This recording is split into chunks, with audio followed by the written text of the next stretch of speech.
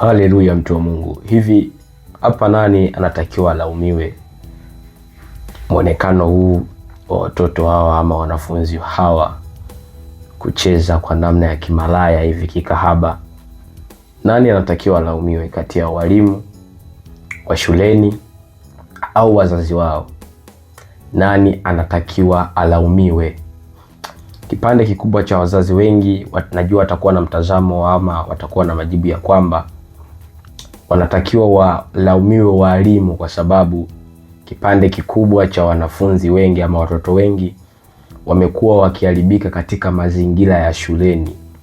Ila mimi nasema kwamba anayetakiwa kulaumiwa ni mzazi. Anayetakiwa kulaumiwa ni mzazi na wala si mwalimu. Hata kama mwalimu naye anachangia kwa kipande fulani mtoto kuharibika kwa kiwango hiki, kwa sababu ni kweli na mimi nakiri ni wazi kabisa, kipande kikubwa cha wanafunzi wengi ama watoto wengi huwa wanaharibika mashuleni.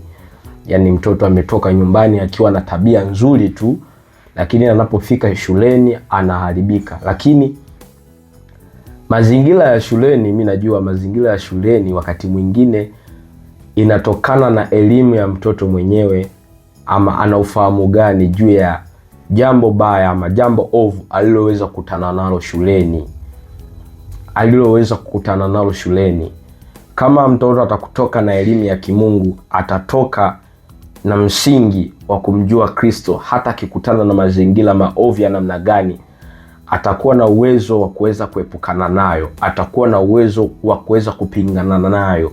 Ila ni kwa sababu ya kukosa elimu, ambapo kwa kipande kikubwa elimu hiyo itakiwa itolewe na mzazi mwenyewe, kumwasa mwanae, kumuonya mwanae, kumwelekeza mwanae, kumfundisha mwanae, kumuhimiza mwanae ajue Mungu ni nini, ajue imani ni nini, ajikite kwa namna gani kwa huyo Mungu, ili aweze kuepukana na mazingira ya uovu katika hii dunia. Kwa sababu ya mzazi kuto kuchukulia kwa ukubwa ama kutilia mkazo, ndio inapelekea hali kama hii. Unafika kule, tabia zinabadilika, zinakuwa za hovyo hovyo, anaanza kufanya vitu vya hovyo hovyo. Kwa sababu gani? Wazazi sasa hivi wamejisahau, yani kwa habari ya watoto kufanya lolote, wako huru kufanya lolote. Kwa sababu mimi nakwambia mzazi, pengine unaweza usijue kwamba shule nyingi kwa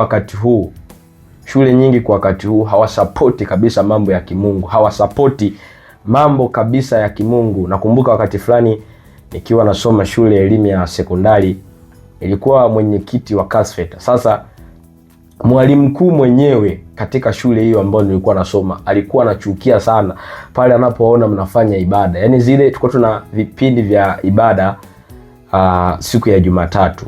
Tulikuwa na vipindi vya ibada siku ya Jumatatu, lakini kwake hiyo ilikuwa ni kero. Yaani sisi kufanya ibada, wanafunzi kufanya ibada, kuomba kwake ilikuwa ni kero. Anabaki anasema, shuleni hapa tumekuja kusoma, hatuna kozi za uinjilisti hapa, hatujaja kuombaomba hapa, kuombaomba ni huko shuleni, hapa tumekuja kusoma. Lakini mwalimu mkuu huyo napotokea masuala ya michezo, masuala ya bonanza,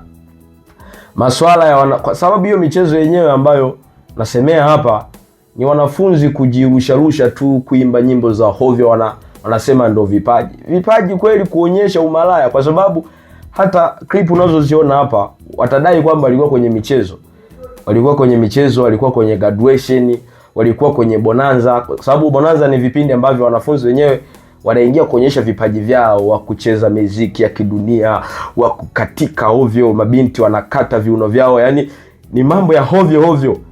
Huyo hivyo bonanza hizo alikuwa na support. Michezo hiyo mwalimu mkuu huyo alikuwa na support. Lakini akikuta wanafunzi mmejificha mahali fulani kwenye chumba kimoja cha darasa, ama kwenye chumba kimoja cha darasa, akiwakuta uko kwenye darasa mnamuomba Mungu, mnamtafuta Mungu, unaonekana mnafanya jambo fulani la hovyo ambalo halitakiwi kufanywa. Sasa kwa mazingira hayo ni vigumu sana kama mtoto hata kuwa kule nyumbani aliko, mzazi anamuhimiza kumtafuta Mungu, anamhamasisha twende kwenye nyumba ya ibada tukamtafute Mungu, umjue Mungu ni nini. Ni vigumu sana kuendelea akawa salama, lazima tu dunia kwa namna moja ama nyingine itamkumba.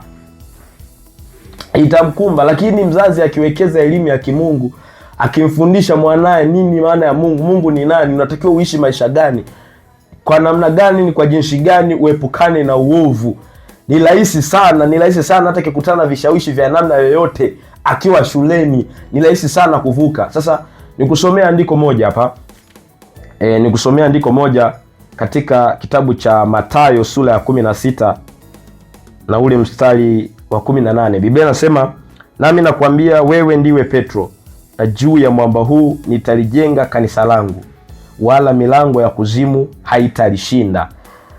Na juu ya mwamba huu nitalijenga kanisa langu, wala milango ya kuzimu haitalishinda. Nitalijenga.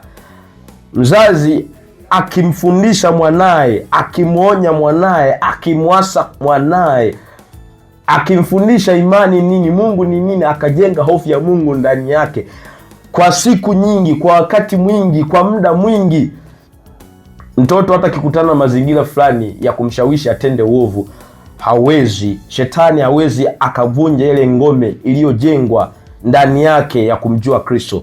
Lakini kipande kikubwa amekuwa akigeuka na kuwa ovu kwa sababu ya kutokuwa na imani, kuto kujengwa kwenye imani, kuto kujengwa misingi ya imani ndani yao. Ndiyo maana wamekumbana na mazingira ya aina ya uovu. Shetani amewakumba na kuwashawishi katika wimbi la uovu, imekuwa rahisi kuanguka huko. Sasa wakulaumiwa hapo ni mzazi.